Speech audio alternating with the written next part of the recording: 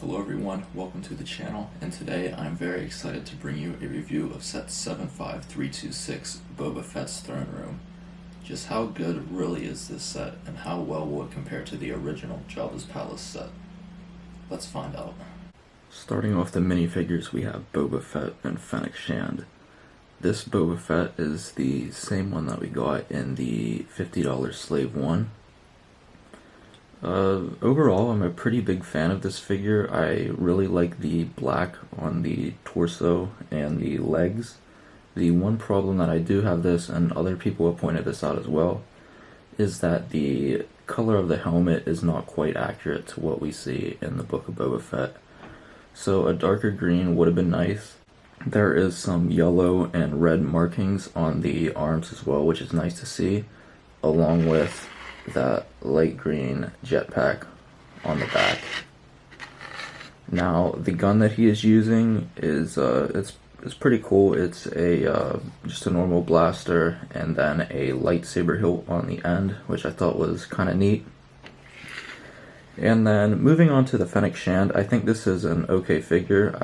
I think it could have been a lot better, mainly because of the hairpiece.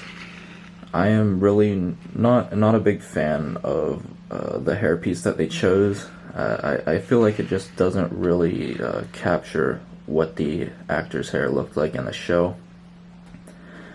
But other than that, the torso and legs are good. The orange printing stands out really well. A helmet would have been nice, but we did get a helmet version in the Imperial Light Cruiser. So if we didn't get a helmet version in that set, I would have really been disappointed that it didn't come in this one, but since it did, I think it's alright. Now, the gun is pretty cool as well. You have this longer looking gun along with a gray lightsaber hilt on the end. I think it captures the look of the gun in the show pretty well. And here is a look at the head printing on both of the minifigures. Here we have a Thelan Dancer on the left and a Weequay Guard on the right. This Thelan Dancer is a figure that I think really stands out from any figures we've had before, and mostly because of this hairpiece. It's not too often that you see a hairpiece, especially in a LEGO Star Wars set, that is this unique and this colorful. And it really stands out against the white outfit as well.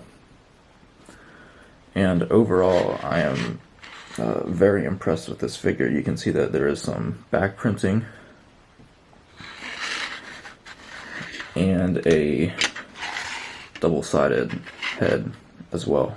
Now on the right here we have a Weequay Guard. I feel like there's not a whole lot to say about this figure. I feel like it doesn't stand out as much as some of the other ones. But one thing that I do really like with this one is the torso printing. You can see there are like some strands of hair, or whatever you want to call that. But I think that's a really cool little added feature. The pants are kind of plain. They're just plain brown. There is some back head printing and back torso printing as well that I think is pretty nice. A normal gunmetal gray blaster, and overall I think it's a solid figure, but just not as interesting as some of the other ones. Now here we have two figures that I am very excited about. On the left we have a Quarren, and on the right is obviously the Gamorrean Guard. Now this is the first time that we have ever gotten a Quarren in LEGO Star Wars. We saw them in the one episode of The Mandalorian Season 2. I forget the exact episode number. But it's just really cool to see one of these. The head mold is really great. The torso and leg printing looks good as well. I think the white pants look really nice. There is some printing on the back as well. Now on the right here we finally have a new Gamorrean Guard. We got one in the 2013 Jabba's Palace. And that one looked nice as well, and I think this one looks even better.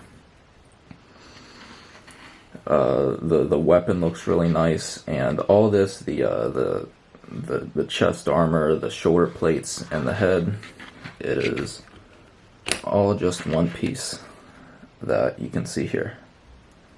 And it looks absolutely magnificent. It's similar to the piece that they use for like a Chewbacca figure. There is printing on the legs as well, which is always nice to see. And overall, I think this is one of my favorite figures of the past few years. Last but not least, we have the Fat Bib Fortuna figure. And with this one, obviously the first thing that your eyes go to is that piece that wraps around the head. And you can see they've gone out of their way to kind of make it look a little fatter than it usually is, which is correct to the show. Obviously the body is still the normal torso. They didn't go out of their way to make that look bigger or anything, which is fine. I think that would have been pretty difficult to do. I think the new headpiece shows his overweight size pretty well.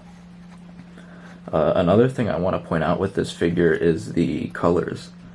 The black and dark blue, I think, look really nice. You can see that there's printing on the torso and the legs, and there's also some back printing as well. Now the little staff he's holding is kind of bland in my opinion. I feel like maybe they could have done a little more with that. But other than that staff he's holding, I think the figure is done pretty well. And one more thing I want to show is that he does have two different faces. One is kind of a smiling face, and then the other one is him looking pretty scared. Now this set retails for $100 and is 732 pieces. And one thing I want to say about this set is this is one of my favorite play sets I've built in a long time. This is a very fun build. It's not overly repetitive. There are a lot of small interior details that are really fun to put together. And overall, I have to say I'm very impressed with this set. Even with that $100 price tag that some people may feel is a bit much for the piece count. This build is mainly sectioned off into 3 different areas. You have the largest and main throne room area in the middle. You have a little seating area to the left of that. And then you have the watchtower on the right. I will start with the throne room in the middle. Right here you are looking at Boba Fett's throne, or what was previously Bib Fortuna's throne, that is detachable from the main area of the set. You have the Rancor stickers on the armrest. You have a little cup back here. There are some little gold things over here. I'm not exactly sure what they're supposed to represent. And then you have this play function right here where you can knock Bib Fortuna off his throne after Boba Fett shoots him. This slides in and out pretty easy. Nothing much to it. And then underneath it you can see there is this little hiding area for some guns and other treasures. Now in the back of the throne room there are plenty more little details that I think make this set really fun. And the throne room can actually open up from the back, so I will do that and show you a better angle. So the back of the throne room does open up, and as you can see it gives you far better access to what the throne room holds. And directly behind the throne room you have this little rotating food roaster back here that allows Bib Fortuna to roast his chicken or whatever else he's trying to make. You have a little table here, a storage box in front of that, and on the table you have this little drink. Who knows what would be in that. Over to the other side, you have a box with some bones in it. And behind all of that, you have this little cooking area. You have a pot and what looks like maybe a sink and a glass bottle as well. Now, I really enjoy when LEGO goes out of their way to put a lot of small details into a set like this that really deserves it. So I have to give the credit to LEGO for that. It makes for a really fun and a really enjoyable playset. Now, the exterior of this set has been subject to a little bit of controversy. One, because the watchtower isn't as tall as some people would have liked it, and as well as the roof on top of the throne room not being correct to the real Jabba's palace. And I think I have to agree with that to an extent. I don't so much have a problem with the height of the watchtower. I think it would have been cool if it was taller, but it doesn't really bother me all that much. But what really does bother me is the roof on top of the throne room, or to put it better, the lack of a roof on top of the throne room. Now, I've covered the main compartment in the middle. Now I want to go over to the watchtower. While this watchtower may not be as cool as the one from 2013, I think it's definitely still a fine addition to the set. Right here, you have a small spot to put a minifigure, and down here you have the entryway into the palace. There is a small little play feature right here where you can slightly raise up the steps, and right here is the eye that pops out of the door to greet whoever wants to come into the palace. And I will show you that from the exterior side. Here is a look at that eye from the exterior. I think it looks pretty cool. It's a fun little play feature there. And another thing that I was really impressed with this watchtower is the door. Now, with this door, you can move it up and down with your finger, but the main thing I was impressed with was just the looks of it. You have a normal brown plate, and on top of that brown plate, you have a lot of dark brown tiles, which I think really give it a nice look.